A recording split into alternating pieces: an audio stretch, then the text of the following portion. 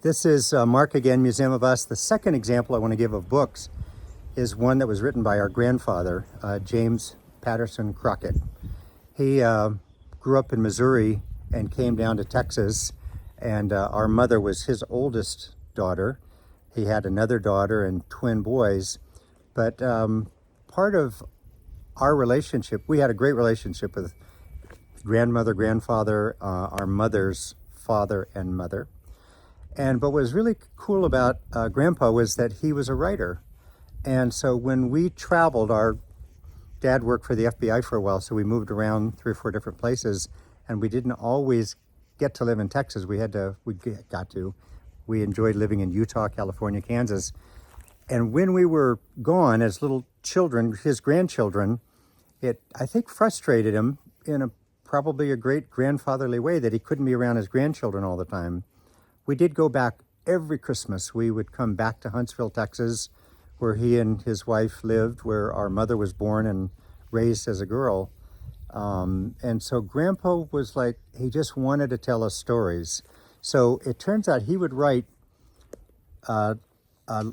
stories about him growing up, and he had adopted a pen name, but come to find out it was actually the name that his nickname growing up. So this book, The Adventures of Jimmy Highpockets, is, that's Grandpa, handsome young guy. This is his stories. And so I am in the process of publishing this book up on Amazon because I quote it several times. But imagine as a child, you go to a library and you get to read a book, or a teacher reads a book to you, and it's about, the wonderful books that are out there. But in our case, it was actually our grandfather that wrote these, that these were things that happened in his life when he was growing up. And I can't say what an experience that was to not only have the story of these cute little things that happened to him growing up, I think mostly in Missouri, but rural, and things that were happening at the turn of the century, but then to say, or to know that this was Grandpa that wrote these. These were his experiences. I'm sure that had a profound effect on me as wanting to become a writer. So if you track the line, Grandpa was a writer. Our mother wrote a little bit, but mostly she was really good at promoting reading.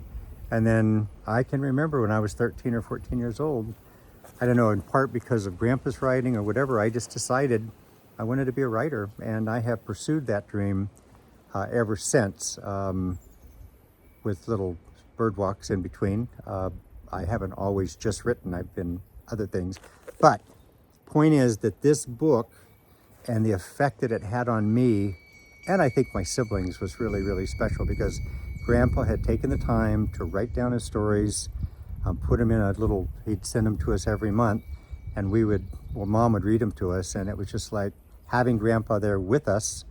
And then when we'd go visit him at Christmas time, it was like better than Santa Claus. And then now the legacy he left, that he wanted to record stories to tell his story, but also he wanted to tell us those stories. And so I think the value of this book for me is that here's an elder willing to take the time to write in a typewrite the stories in such the way that we would know it. He didn't let our distances keep us too far apart. The stories were a way of him being there with us. And I just thought that was a terrific grandfatherly thing to do. And I've always loved him and appreciated him for that. And that's what I encourage in what you do with the digital storytelling that you can do for your children and grandchildren.